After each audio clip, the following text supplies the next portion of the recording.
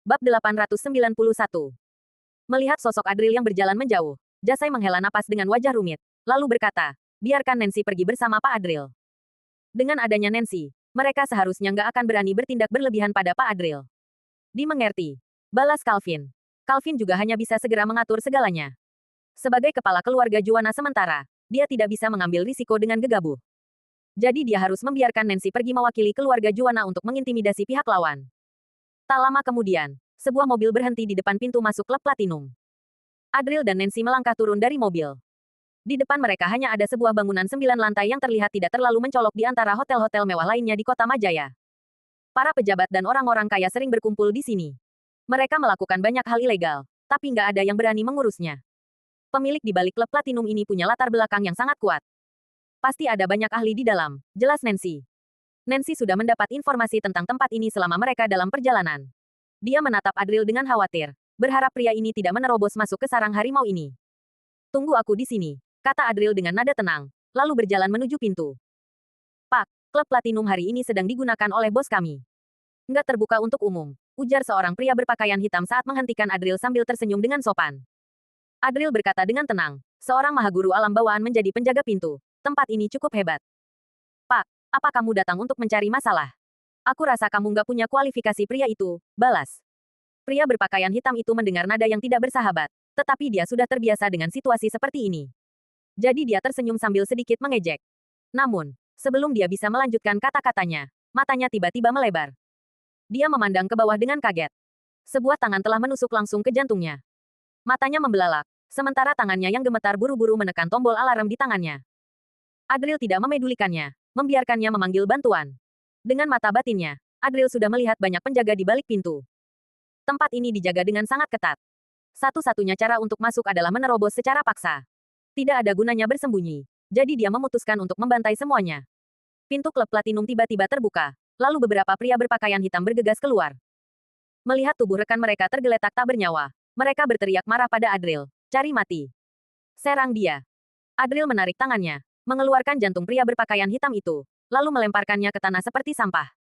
Tubuh pria berpakaian hitam itu langsung ambruk ke tanah. Yang pertama, ujar Adril dengan wajah tanpa ekspresi. Boom!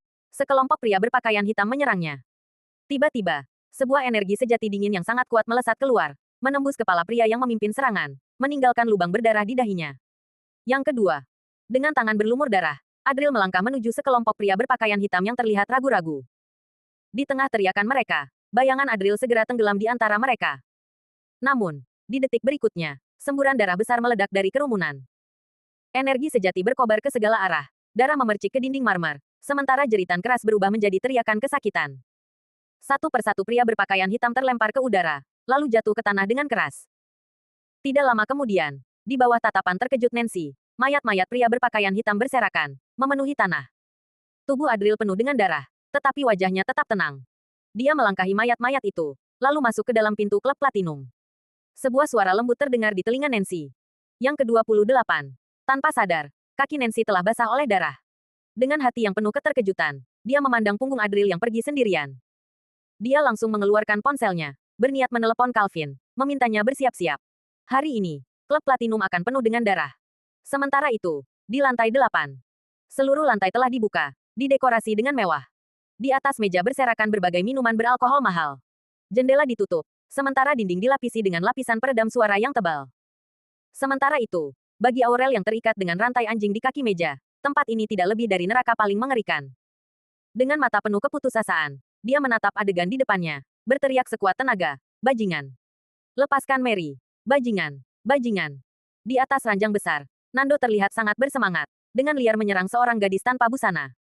Gadis itu berwajah cukup cantik, tanpa riasan, memancarkan aura sederhana. Dia telah diberi obat, sehingga tubuhnya seperti mayat hidup. Matanya kosong, dia berbaring tak berdaya di atas tempat tidur.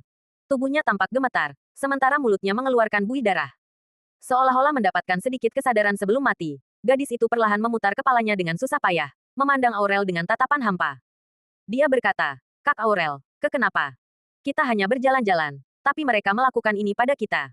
Petik 2. Mary. Aurel menangis histeris. Kata-kata Mary seperti menghantam langsung ke jantungnya, membuatnya ingin kembali ke waktu pagi hari ini, mengubah semua yang terjadi.